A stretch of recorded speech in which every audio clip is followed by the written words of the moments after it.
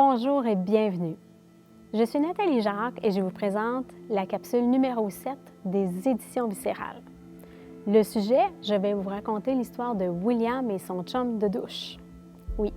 Pourquoi je raconte une histoire aujourd'hui? C'est la même raison que la capsule numéro 6 où j'ai présenté l'histoire de Sophie et les pompons fuchsia, que je vous invite à visionner si ce n'est pas déjà fait.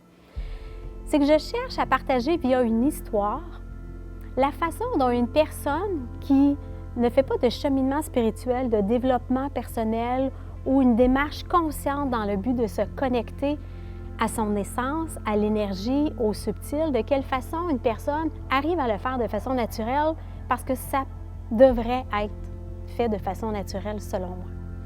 Alors, sans plus tarder, voici l'histoire de William et son chum de douche. William a 28 ans. C'est un jeune professionnel avocat qui habite Verdun. Il a choisi de faire cette profession-là pour la simple et unique raison, principalement, afin de pouvoir garder une belle relation harmonieuse avec son père, un avocat réputé de Montréal. Oui. Très jeune, il a compris que pour être en mesure de garder une relation avec son père, il devait s'intéresser au droit. Même si William est un empathe naturel, qu'il est beaucoup plus du côté relationnel qu'au niveau intellectuel, qu'au niveau enseignement, académique, notion, savoir, il savait en dedans de lui que pour garder la relation avec son père, c'était important pour lui, puis il savait que c'était bénéfique, qu'il y avait un avantage important pour lui de choisir cette profession-là. Puis il ne l'a pas fait avec regret, il ne l'a pas fait en sentant une pression de son père, absolument pas. Il l'a fait dans un choix conscient. Mais ce qu'il savait qu'il était en mesure de faire, c'est de virer ça à son avantage. Non seulement il était à son compte, associé, il était capable de gérer son horaire et d'avoir une excellente qualité de vie, et aussi au niveau rémunération, c'était très bien, mais il savait que sa force qui était au niveau relationnel avec les gens, en étant empathique et à l'écoute, qui était en mesure d'aller chercher des mandats, de rassurer les clients, d'être capable de parler devant des gens quand on a le temps de faire des exposés. Il connaissait sa force. Puisque le droit, quand même, demande un niveau de connaissance assez approfondi au niveau de la matière, au niveau des notions du droit, etc., il s'est entouré d'une très belle équipe de juristes, de parajuristes, à qui il déléguait les tâches qui lui plaisaient moins. William était un mordu d'entraînement. En fait, il tripait sur le CrossFit. Donc, tous les matins, il avait une routine où il allait s'entraîner au gym. Assez fort, d'ailleurs, avec beaucoup de détermination et d'endurance. Il prenait un plaisir. Et après ça, il allait prendre, évidemment, sa douche dans le gym.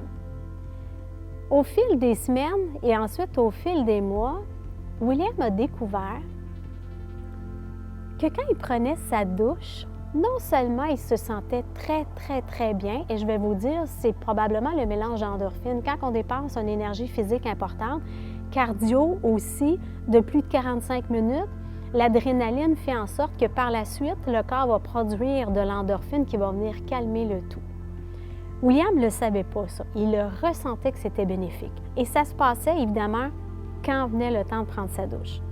Donc, non seulement son corps était dans un état de relaxation complet, mais le fait qu'il était dans la douche et qu'il était sous l'eau, il y avait une connexion intuitive qui se faisait. Il ne cherchait pas à comprendre comment c'était possible, il faisait juste prendre plaisir à vivre l'expérience. Et il était capable de voir, sans être capable de voir concrètement, comme une image de lui, comme un frère jumeau. Il voyait cette image-là, puis il avait l'impression d'être accompagné, comme s'il y avait un chum de douche. Et avec son chum de douche, il était capable de penser à sa journée, par exemple, puis dire « Ah, aujourd'hui, j'ai tel dossier, je vais rencontrer telle personne, il y a une problématique qu'il faut que j'adresse, Puis c'est comme s'il y avait un dialogue intérieur, une conversation avec son chum de douche. Il avait l'impression que ça faisait partie de lui, mais qu'en même temps, c'était un peu à l'extérieur de lui. Puis il aimait ça. C'était tout le temps agréable, c'était tout le temps le fun. Quand il sortait de la douche, les réponses étaient là, les solutions, les avenues, les possibilités. Tout était facile. il n'en parlait pas aux gens autour de lui. C'était même pas important pour lui que les gens puissent savoir que ça existait, qu'ils valident ou non, qu'ils comprennent ou non, parce qu'il savait qu'en parlant de ça, peut-être qu'il y aurait des gens qui interpréteraient au niveau intellectuel ou au niveau de l'ego. Il le gardait pour lui, c'était son moment de la journée, son petit plaisir.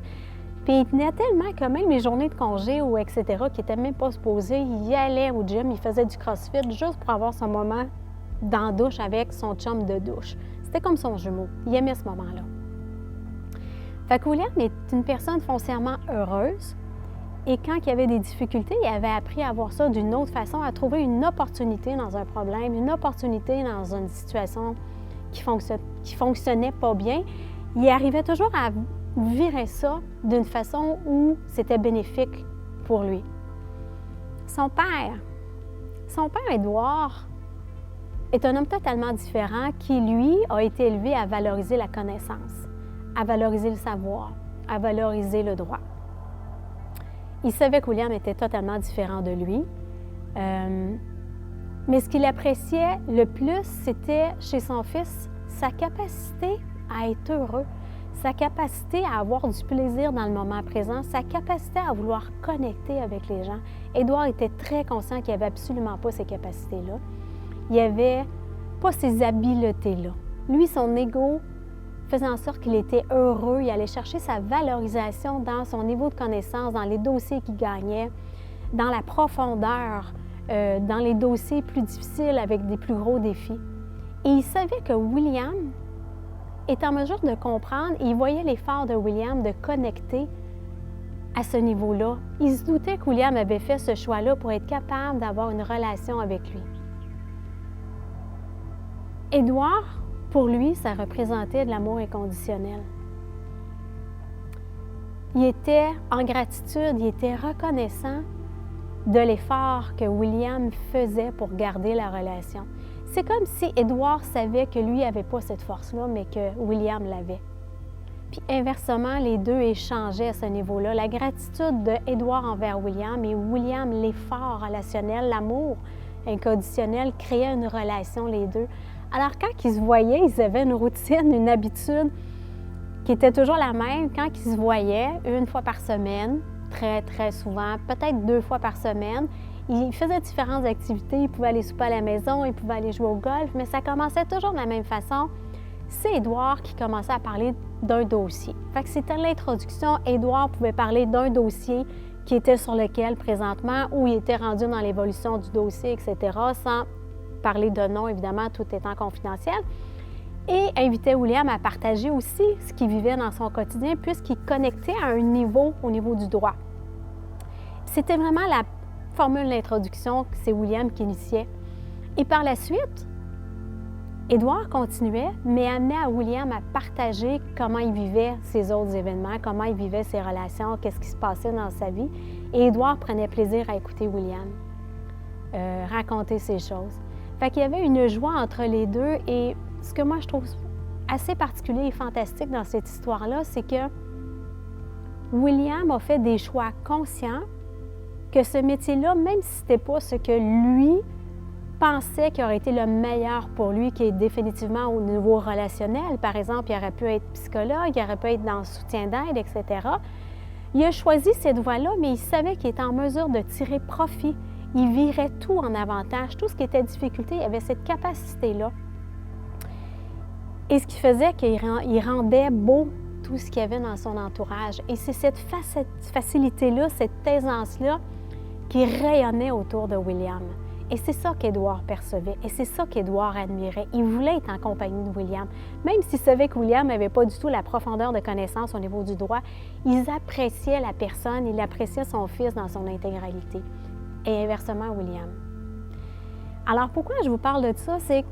C'est une question de perception aussi.